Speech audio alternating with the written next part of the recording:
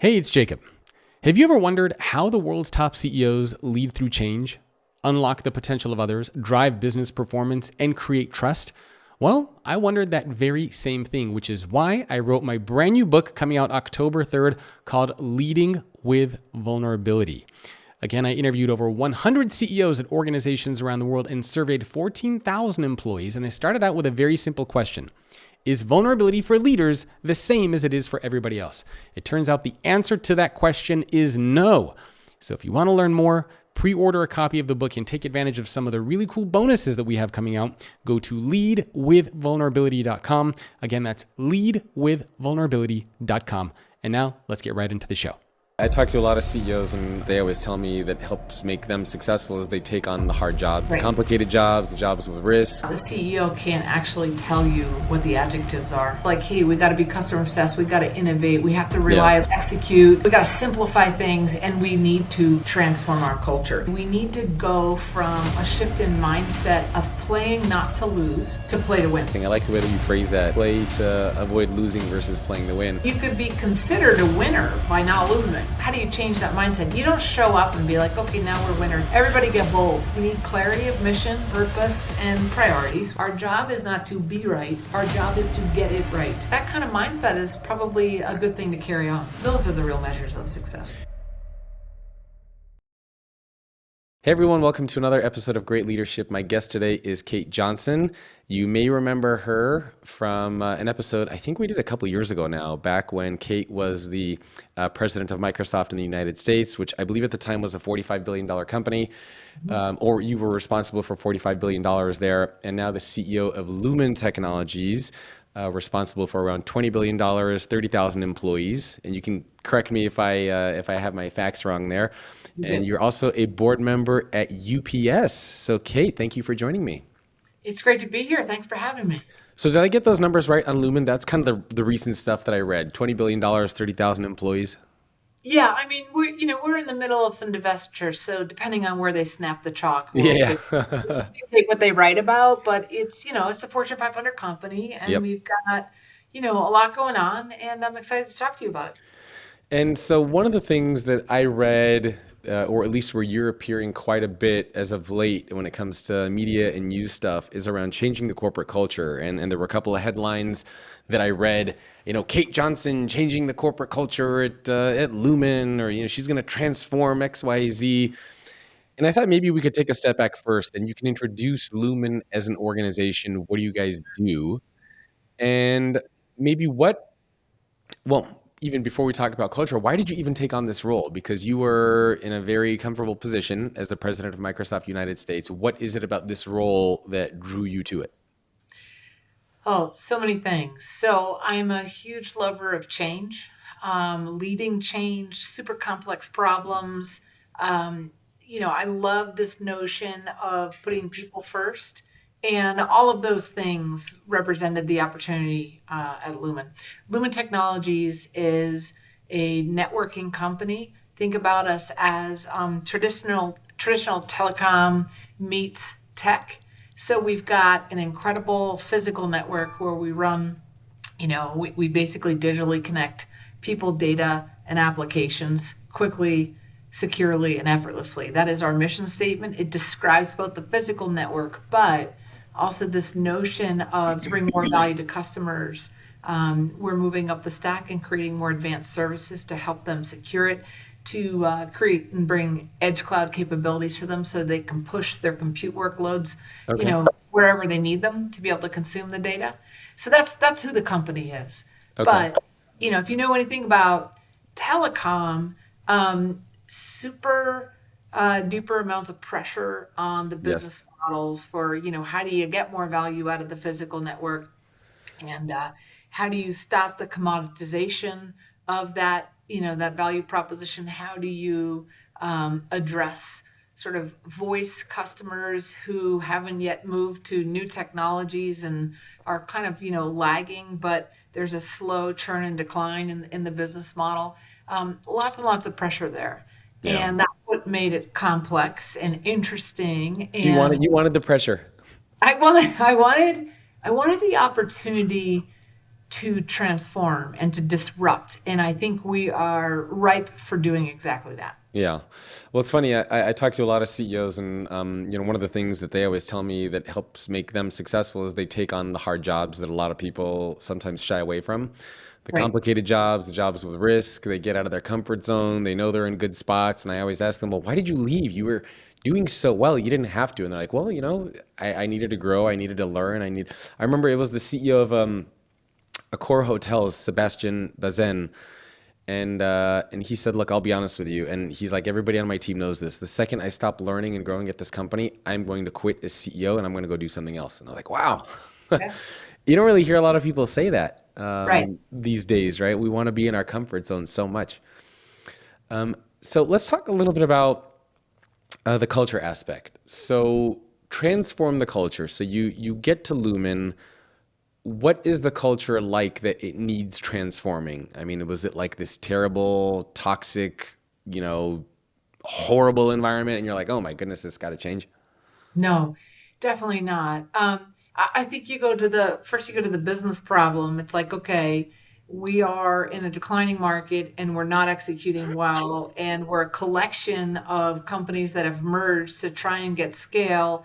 We've been operational efficiency focused, trying to chase those dyssynergies, when or chase the synergies and get rid of the dyssynergy when we conjoined the companies or merge them all. And that inward focus becomes a part of mindset and culture over time. If you're going to transform this company, if Lumen Technologies is going to pivot and get to growth, then what we need to do is start with the people and the mindset of who we can be.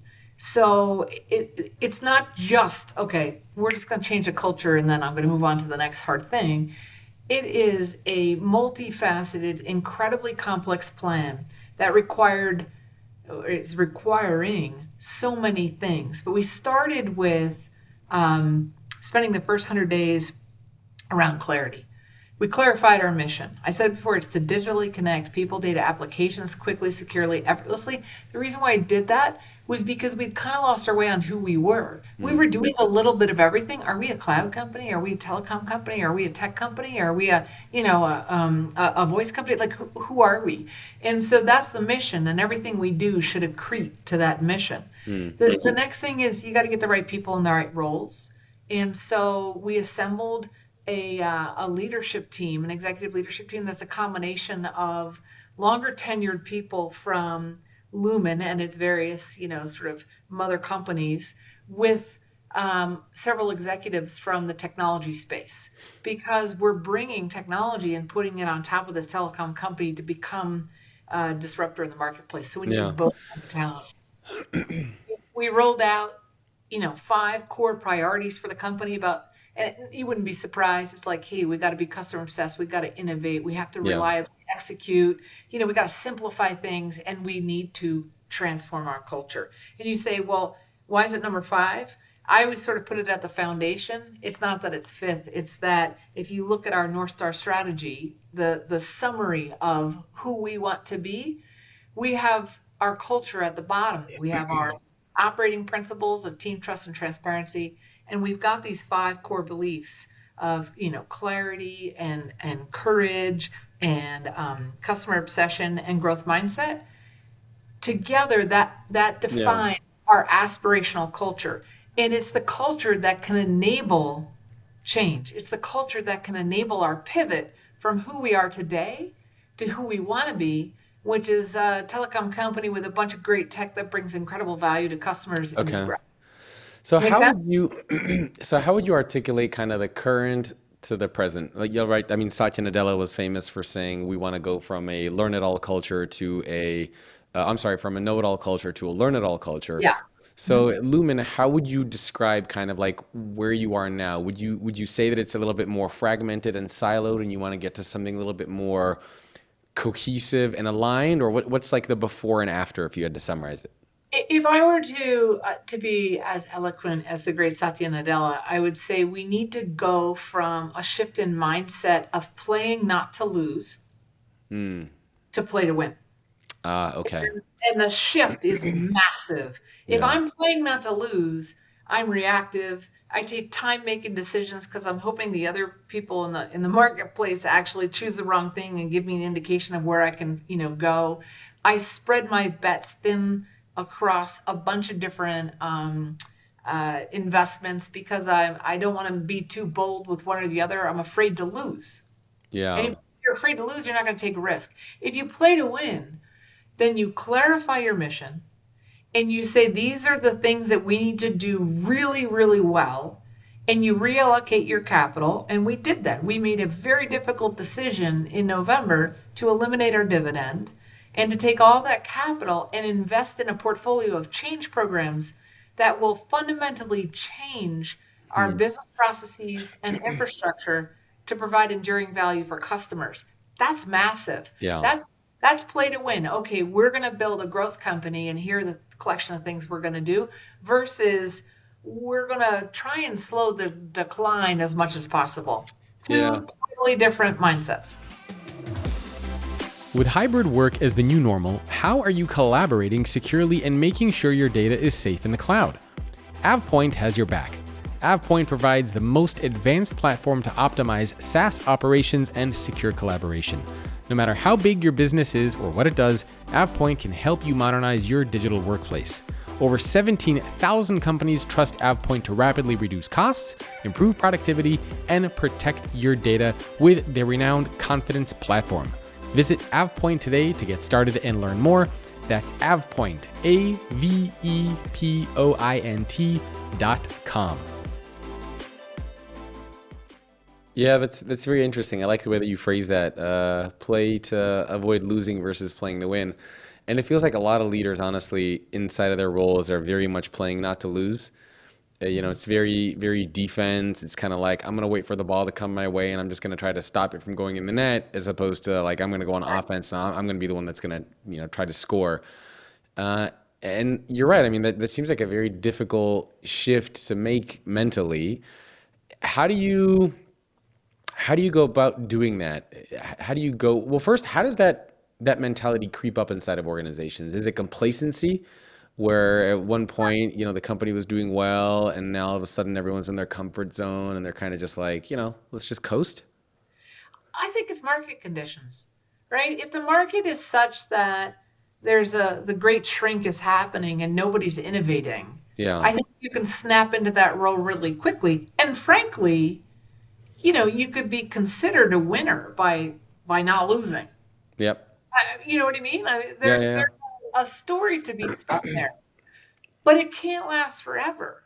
And that's what we had to sort of address was this existential need to pivot the company to start performing. And so that's kind of the first thing is like, but how do you change that mindset? You don't show up and be like, okay, now we're winners, everybody, everybody get bold. You have to think about what the company needs to pivot. They need to know that people come first. That's why you see when I'm outside the company talking, I'm talking about our people because they're our number one asset. Don't get me wrong, the several $100 billion that we invested in our physical network, I'm a huge fan of it too. It's the crown jewel, but it's nothing without the people who actually run it and innovate against it and deliver these services to our customers. And those are the people that we have to figure out. How do we get all 29,000 plus of them marching in the same direction? First thing is we need clarity of mission and purpose and priorities. We've got that. We need a change portfolio of programs that are funded. We've got that. But then we need to address this thing called courage, right? And the culture, how does it support people who are actually brave? Yeah. How does it support people who make courageous moves and decisions? And like most corporate cultures, where they're in sort of the same situation, declining markets, super tough couple of years with respect to performance, it typically doesn't reward the bold or courageous human. In fact, that's oftentimes discouraged because you're in survival mode. Yeah. And so that's why, I mean, I did it at Microsoft. I think we might have talked about it, where I called up Brene Brown and I said, you're a world renowned courage teacher. Could you come, among other things, could you come and help me bring this measure of courage to our 29,000 people. So we're rolling out her methodology. It's called Dare to Lead, to everyone, both hourly and non-exempt, and basically training them on how to have really tough conversations, speak truth to power, point to areas where things aren't working well, and get them to rumble and figure out how to fix things, how to really understand how values play into teamwork, how to help each other build trust more quickly, because there's oftentimes a lack of trust in these cultures where you're playing a lose last and you're Yeah, just yeah, trying yeah. to survive. And by the way, remember, trying to survive in those cultures where the company revenues are declining every year, there's layoffs every single year. Yep. So you are literally playing a game of survivor. And if you put that on top of everything that I'm talking about, it really does drive a lot of the behaviors. And then the last thing is resilience. You know, when you skin your knee or you fail and you don't know how to get back up and get rid of the voice in your head and keep going, it can be very demotivating, Yeah. and it basically precludes you from ever taking risks. So those are the skills that we're working on. We've trained the top 200 people at the company already. We're rolling it out to the director communities, about 1,400 people. And then we have a year-long contract where we're cascading that work and training out to the entire company. Yeah, that's fascinating. Yeah, I like that you mentioned some of those things. Actually, I don't even know if I shared this with you. So I have a book coming out later this year called Leading with Vulnerability, which kind of Awesome. builds on some of that stuff too, which is a very, very important theme. And so I interviewed 100 CEOs and talked to 14,000 and surveyed 14,000 employees, really looking at that kind of vulnerability aspect inside of organizations. So I love that you bring that up. Yeah. So maybe kind of taking a step back to culture, how do you know, and I suppose a lot of leaders are probably wondering this as well, how do you know when it's time to change a culture? Because you're in it, and I suppose for you, you came from a different company, you were outside, and it was maybe easier for you to identify the change needed to happen. But sometimes, leaders of teams or leaders of functions and even organizations, they're in that culture so much that they probably don't even realize that anything needs to change. They Yeah. probably assume that everything's fine because they're there. Are there some kind of, I don't know, warning signs or red flags to pay attention to when you take a step back and say, hey, wait a minute, we probably need to make some cultural changes here because the direction that we're going in is not the best one? So I'm a huge fan of third party assessments of where you are, but it's got to Okay. start with your performance, right? So I'm not investing in changing our culture just to deliver a great employee experience. My job is to deliver return to shareholders. Yeah. And that's going to require customers who are really, really happy with us and loyal to us, which can only be achieved by employees who are happy with their jobs.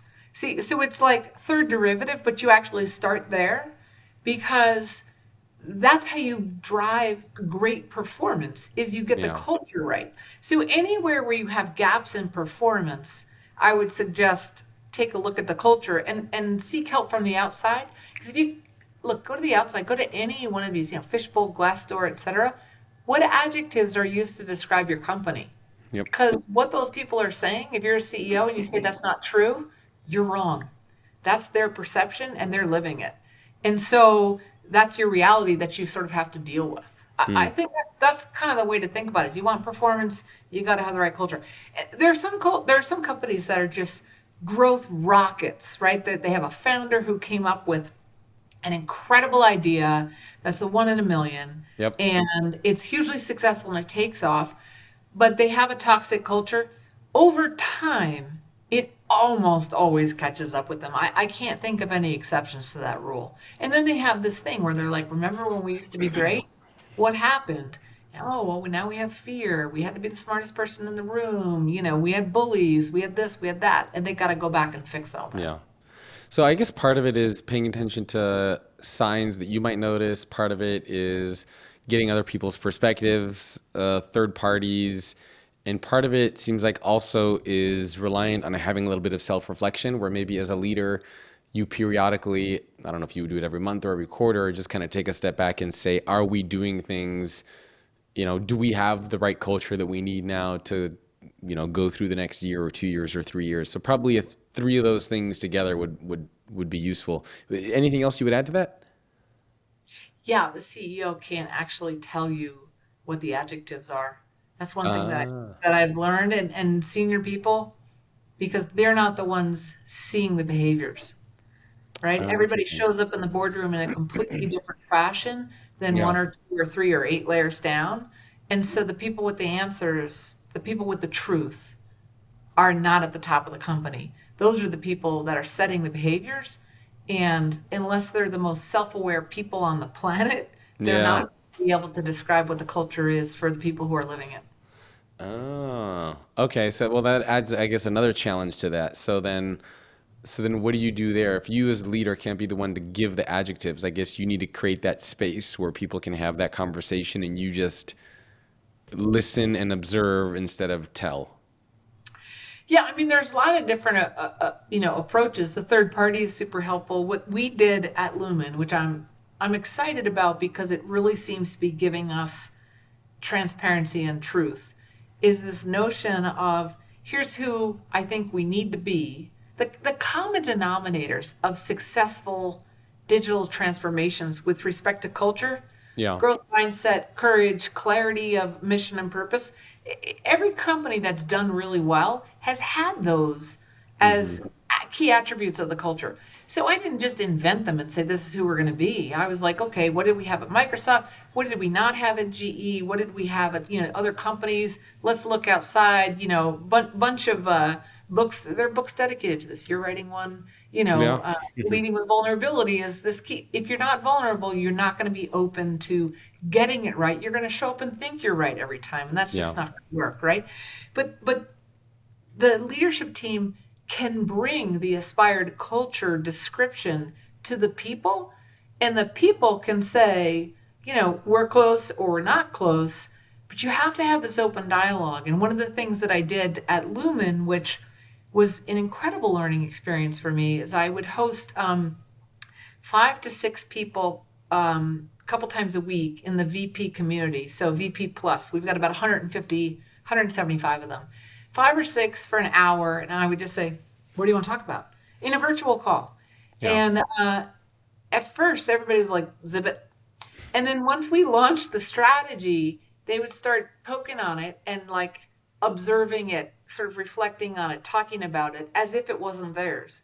And over the course of a couple of months, when we rolled it out and asked them to roll it out to their people, the questions went from, asking about the strategy, about the culture, and all those things to more of owning it and saying, hey, I'm trying to roll this out to my people. What do you think about this? What do you think about that? I started doing the same kind of casual meetings, this time with larger groups, 20 people at a time, with the director plus community. And I could see the gap in between our aspirations versus our lived reality because they told me they were comfortable. They're like, we know you're not going to fire us for telling you the truth. It sucks. You got to help us. Here's the gap. And I'm like, thank you so much. I'll go work on it with my team. You know what Yeah. I mean? Come back and we do checks. So you got to be ready to hear the god awful truth, though, Yeah. which can be, oftentimes discouraging. Yeah. I remember actually when we talked a couple of years ago, you told me that, and I think I asked you what separates mid-level leaders who are stuck in. Actually, I'm going to ask you, see if you remember what you told me.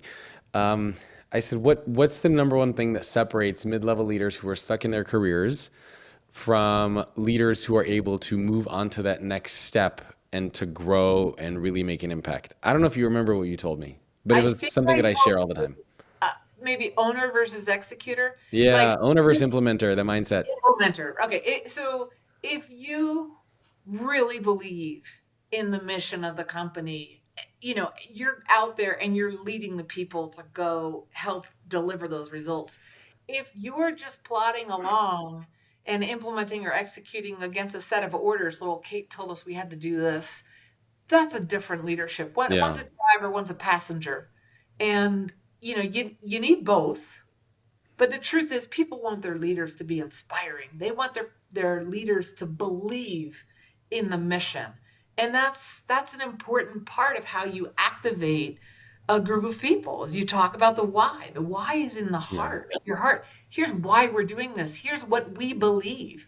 Do you believe or not? Because if you do, it's a heck of a lot easier to sign up. Yeah, no, I couldn't agree more.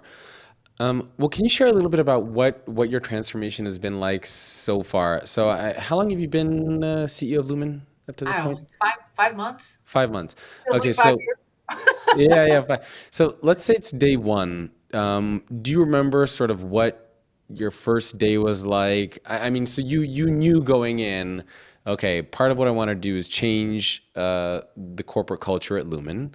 Mhm. What did day one look like for you, week one, month one? Because, for a lot of leaders, and again, not everybody listening to this is the CEO of a multi-billion dollar company, but maybe they're leading a team of even like 3 to 5 people, right? Something small. Sure, sure. And they probably get to that point where like, okay, we want to change our corporate culture. We want to move from this to this. Tomorrow's the first day. What do I do? Do I just come into work and start talking about it? Do I do listening? Like what is the process, the steps or the strategy look like? And what did it look like for you? So I'll tell you what it looked like for me, although I'm super sensitive to the fact that it probably doesn't help the 3 to 5 person team leader, but I'll Yeah. get to that in just a second. So when you're interviewing for a CEO role, um, the the amount of time it takes for a board to select somebody is like 6 to 8 months. Wow. Is that how long you were interviewing there for? Yes. Jeez. And depending on what the process is and who's running the process and how they've decided to do it, it oftentimes requires a white paper from the candidate Oh, on the strategy of the company, the org changes, the org alignment, the culture change, all the things that you're looking at and you're talking about during the interview process. It's not just like a half a dozen little conversations. It is a deep dive. actually, And I'm very curious now because I've never asked anybody this before. So you mentioned, and this is a little tangent, but you brought it up, and now I'm very curious. What that interview process was like, because most people who are listening to this, they know what the interview process is like for a normal job, right? I sure. mean, you apply for a job posting, you have a couple conversations, and then you go down the usual route. Yeah. How is it different for a CEO? So 6 to 8 months, did you submit a cover letter? Did you submit a No. resume like everyone else? So first of all, I've had a couple of positions that have been visible in the market, and I was known as a growth leader, right? A person who builds growth engines in on the commercial side, and they were looking for someone like that, so they developed a list. By the way, having been through it and now knowing the board, I'm actually really impressed with their process, how thorough it was. It wasn't fun as a candidate, but knowing how they do it, like as we start to think about new board members, as I hire new executives, I really trust this board, Yeah. for how they think about assessing talent. But basically, they call together a list. They call you, they say, "Are you interested in this?" I was seeking, a CEO role. And so I said, "Sure, put me on the list." I'll skip all the gory details, but you go through, it's a funnel. And you go, you got 20, 25 candidates, and you're getting down to the final four that go in person with the board and do like multi-hour long presentations and inspection of your strategy paper. And if you're like me, you say, well, I am not an expert in every single function of a company. So I assembled a team and Hmm. hired people to help me. And we looked at the debt structure. We looked at, the equity valuations. I looked at the competitive landscape. I went deep and I learned a lot about the company. And so to answer your original question was when I was so fortunate to get selected, and I'm incredibly grateful to this moment.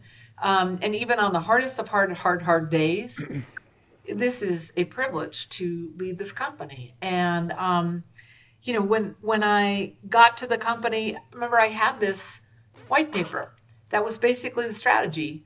for how we would pivot to growth. But you're not going to be like, okay, everybody, here's your copy. Yeah, Let's yeah. read. Everyone read it. Come back Okay, tomorrow. page, We'll be good to go. right. Page 2, we're there. No, you can. I kept that in the wings. I've never shown anybody the paper actually, and I went on a listening tour.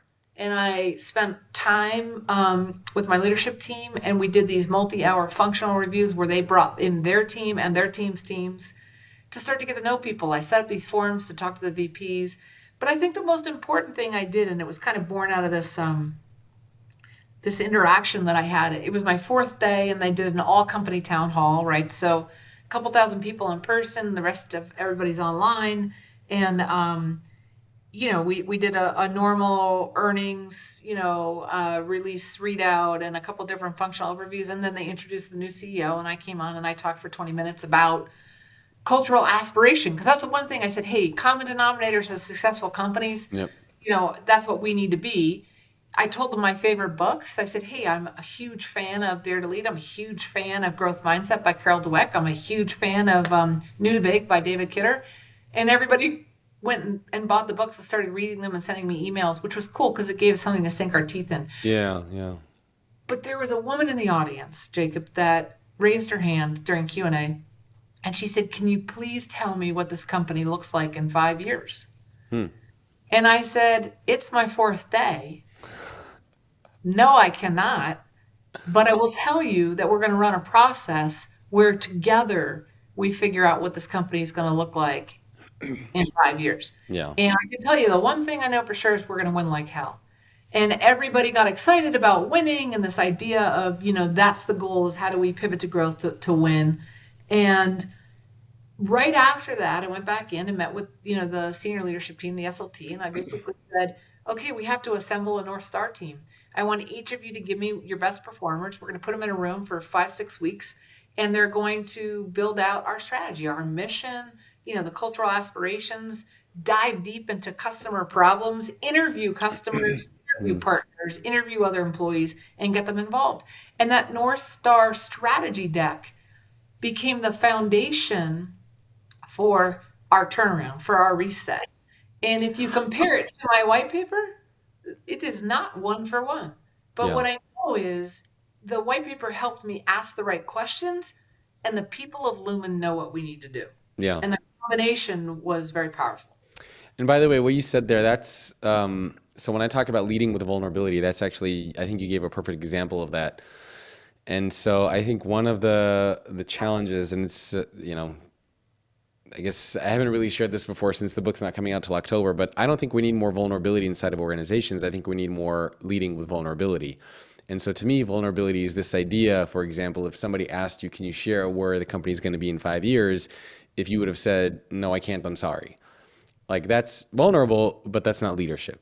So the big difference is to say what you said is, no, I can't, but what I can tell you is we're going to win like hell. I can tell you that we will come together to figure it out. And so that to me is the difference between being vulnerable versus leading with vulnerability. And oftentimes I think what leaders forget is that you need vulnerability plus leadership, not just the vulnerability piece. So I love that example that you mentioned and brought up there. Do you remember where you were when you found out that you got the CEO role? Did you just get a phone call randomly that says, hey, pack your bags? I do remember where I was because it's a bit of a moment, and it was a happy time for me. I was drinking coffee, and I picked up the phone, and I with my husband. He was sitting next to me, and I did not tell him who it was, and I just said, "Hi, this is Kate." And it was a recruiter, and he said, "Well, I have some good news. Are you ready for it?" And I ran A inside. recruiter called you and told you got the CEO role? Yeah, a retained search firm. Oh, I Oh would have yeah. thought like the CEO or like the executive board member or somebody would have been like, hey, Kate. Hey, Kate. They want to remember what you got the job, but now you got to go through this conversation around all the details. And Yeah. before there's any champagne uncorked, you have to go through that grind. And then you have a really nice handshake and high five with the board members and the chairman and everything. And It's it kind of interesting goes. that it was the recruiter that calls first. That's fascinating. Huh. All right, so getting back to the culture piece, and sorry I digress there. I'm just very fascinated in kind of that Anytime, anytime. what that looks like. So we were originally talking about where to begin, and you mentioned doing the listening. You mentioned you did Yeah. this white paper, and so what's the next step after that? And by the way, I think that's also very relevant, for, even if you have 3 to 5 people, right? As you sit down, you go grab coffee with them, and you say, "Hey, did you tell me what's going on? What are your challenges and frustrations? I'm not going to fire you, right? I'm not weeding you out here." Yeah. And then what's next? You tell them what you learned. So that's the most important part is the closed loop. Hmm. Here's what I heard, here's what I heard, here's what I heard. The problem is when you have 29,000 people, you have to do it a bunch of different ways. People consume information in different ways. So whether it's email or videos or live calls, everybody has their preference. So you have to do them all. And so I after 30 days, I filmed a short video that basically said, here's what I learned from listening to all of you. Here's what we're going to do about it. Here's what you can expect from me in the first 100 days. And I listed 5 deliverables. And then from day 30 to day 90, which day 90 was my first earnings call, I basically dropped video updates as regularly as possible and spend as much time doing pop-up town halls and meetings to tell them where I was against the 5 deliverables that we had agreed to Interesting. assemble as a team. And there was I think a fair amount of gratitude, also frustration because you can't stick the landing on all the details. And so they were like, well, that's nice, but you're still up here. And then, as I tried to get it closer and closer and closer to enough detail for people to consume. And by the way, we're Yeah. still on that journey because we're in the second 100 days, but Yeah. we've got a lot of work to do to bring our vision to reality. But communication is the essence. It's that closed loop. You can tell me anything, and I'm going to synthesize it and process it and vet it against other things that I'm hearing. And then we're going to come up with a plan, and I'm going to tell you about it. And then you're going to tell me how Mm. we're doing against that plan. And then I'm going to tell you what I heard. Yeah, feedback loop. How do you create that environment where people can tell you anything? Because as you know, obviously you're a new CEO. People are like, who is this person? And what is she doing That's scary. here? Scary. She's Yeah. telling me she wants to know everything. Like, what? Yeah, that's weird. How do you Yeah. create that space where people can actually uh, do that and they can trust you to do that? You build a container to say, here are the boundaries, inbounds, outbounds. You can tell me anything, but you're not going to believe that until you tell me something bad and I react in a way that makes you feel like it's safe. And I guess we've all agreed that the word safe spaces is a terrible phrase. It's like brave spaces. We're going to create brave spaces where you can actually tell me things and tell my leadership team things. And by the way, I'm not suggesting that we have this perfect, right? Like Yeah. we've got lots of layers of management and we have to figure this out. But modeling it to prove to people that you can tell me anything, we're going to get through it is really, really important. And in the beginning, there's confusion. Well, are you saying we're not accountable for anything? Because if I could say anything for anything, then I'm not accountable. Absolutely not. There's respect, there's professionalism, but you can't fix what you can't see. So you got to be able to see it, which is where the Mm. transparency, part of our culture comes into play. Once you start to really see those things, and by the way, you can't see it unless you have proximity. So what Yep. I'm trying to teach my leaders is get close, get supersonically close, touch it, see it, feel it. I did my first quantum fiber installation in Denver a couple of weeks ago.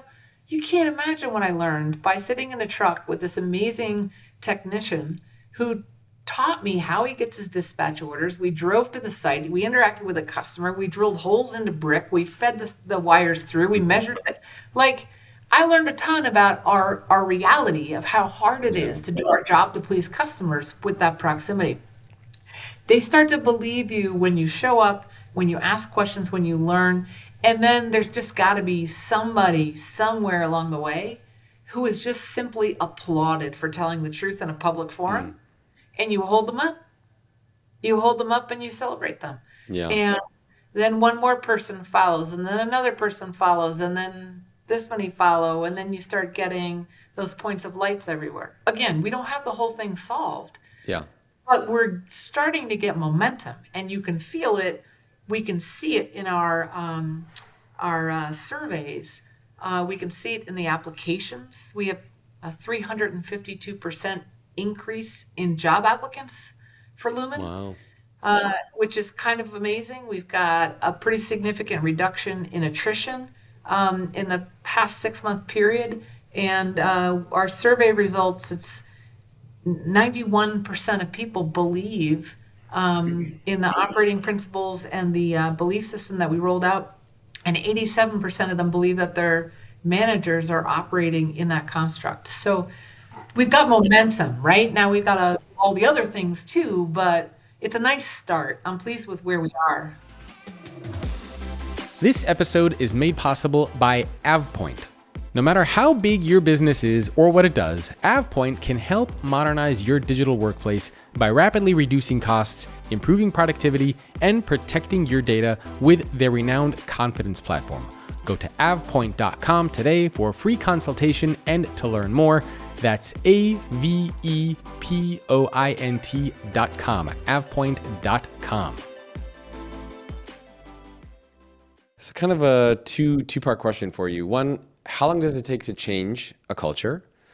And are there some common mistakes and pitfalls that, are there some common mistakes and pitfalls that either you have run into or that you see other leaders run into when they try to change a corporate culture and it ends up just kind of blowing up or not going the way that it's supposed to be going? It's the same. The answer is the same, I think. I think it takes as long to change a culture as it does to teach critical mass new skills. So let me be specific. There's no way I'm going to change the culture at Lumen without teaching people courage skills, how to have difficult conversations, how to live into your values, how to build trust, and how to be resilient. We need those 4 things in order to drive our magnificent reset and transformation of this company. We have the methodology. We are doing skills building. It's going to take us at least a year to hit everybody. And it's going to take us even more time to sort of tweak and sand and polish and refine. So I'm going to say it's 18 months before we could actually measure it. And I think the most common mistake that leaders make is they think that if they put their values on a wall and say, that's us, that's who we are, live it, breathe it, go. But they don't teach them the skills to go from wherever they are to that place of behaviors that exhibit those values, then they're not going to get there. You can't, Jacob, you can't tell people to go summit the mountain without giving them granola bars, oxygen, a proper coat, gloves, spikes, hiking boots, poles, right? Same thing. If we're going to change our culture, you got to kit out everybody to do it, and that comes in the form of skills. What are those skills? And there's probably a lot of them, but maybe you could just list a couple of them. What are the skills that are required for this journey? Or maybe what are the skills that you're teaching your team? Well, it's the dare to lead courage skills. And like the 4 things that I talked about, I'll like rumbling, for example, is one of the skills. So you say, like, what the heck are you talking about? Having the ability to have a difficult conversation where you disagree with your manager, your peer, your subordinate, whomever, it's got to be absolutely devoid of emotion. That doesn't mean you can't show up and be like, well, I really like my idea. That's fine. But you have to be able to be deeply factual. You have to assume great intent. You have to be a good listener so you can receive the facts, the counterfacts. And you have to be good at synthesizing and positioning, the 2 opinions against each other and observing what the gaps are. And then you've got to be great at building a plan to go forward. Now, in instances where a manager and a subordinate disagree, a manager and a team member, they vehemently disagree. The team member has the courage to say, hey, Kate, I think you're wrong about this. We need to do these 5 things, not those 3 things. And here's why. As a manager, I have a fiduciary responsibility to deeply listen, to understand the gap. But if I actually spend that time, receive the information, exercise all the things that I just, talked about, and assuming good intent and really deeply listening and understanding and synthesizing the facts, And I'm like, no, actually, we are going to go with my 3 points, not your 5 points. There's also got to be a snap to the grid and move on from the employee, Yeah. right? It's sort of like, okay, I had my shot. What happens in cultures, especially where you have a play not to lose mindset, you don't even bring it up. You're Yeah. like, that you have a whole bunch of other things that happen too, like the pocket veto. That you go to a meeting, you hear what everybody agrees, and then you leave and you don't do it because there's no there's no accountability. There's no anybody following to say, are you actually going to execute on that? Rumbling skills address all of those things. Yeah. And we have rolled it out to the top 200. We have the same language now for, okay, we need to rumble on this. That's code word for I disagree, and I probably wasn't able to tell you that 6 weeks ago, but now I have the skills to do so. We have frameworks for how we come to that rumble with the data. We have a process to share it back and forth. And we have role plays where we practice doing this at scale. And it's really powerful. That kind of courage says, okay, as we roll out and we're building edge cloud and we're introducing new capabilities to customers, when the customer comes and says, I object, and here are the 3 reasons why, you have a whole framework for how to figure out how to get to the truth, because you're not just rumbling with your teammates or your boss or whatever. Difficult conversations, are everywhere. And so Yeah. this is a skill that applies both inside and outside of your work life, which is why it's so powerful, which is why it's kind of becoming very popular inside the company as to, hey, this training is going to help us, period. Yeah. Yeah. No, I love that. So the last 15 minutes or so, I like to focus on a very specific, tangible piece of leadership advice that people can apply in their leadership journeys. And we kind of touched on this a little bit, but it was more from a culture perspective. I thought it would be interesting to dive in specifically from a leadership perspective. And that is for people who just get put into a leadership role Yeah. for the first time. I thought maybe we could look at what should they be doing for the first 30 days. And if you even want to go beyond 30 days, we can do that as well. And I don't know if you remember the first time you were put into a leadership role, but it seems to me that a lot of people are probably wondering, well, today's my first day as a leader. What do I do? It's my first week as a leader. What should I do? I've been a leader for a month. What should I be doing? Any advice on maybe starting with the first day? So I was promoted yesterday.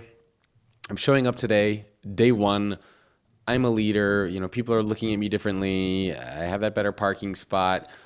What should you be doing on day 1 as a leader to have a good impact from the very beginning? My conversation with Kate Johnson continues in an episode of The Leader's Toolkit, which is again only available for paid subscribers, and that is at greatleadership.substack.com. You can go ahead and subscribe over there. It's less than the cost of 2 lattes a month. It'll be the best investment you can make. And starting with this bonus episode that you're going to get with Kate Johnson, where she actually talks about what to do your first 30 days as a leader. So we go in depth and we break things down a little bit, and she shares some of her insights, being both an executive at Microsoft and now the CEO of a large organization as well. We also touch on how to know if you're moving in the right direction. So what are the signs that you should be paying attention to? I think this is invaluable advice, either for current leaders who are looking to move up or for aspiring leaders who are looking to get into leadership for the first time. Remember to pre-order your copy of Leading with Vulnerability to get access to some really amazing bonuses. Head over to leadwithvulnerability.com, and I want to read you another endorsement that I received, this one from the CEO of Panera Bread and Panera Brands. He says, leading with vulnerability is a superpower that many leaders struggle with. It creates human connection, trust, and unlocks the potential of those around you. This excellent book teaches leaders how to do just that. Filled with stories and research, this is a must-read for any leader. So I hope you decide to pre-order your copy at leadwithvulnerability.com.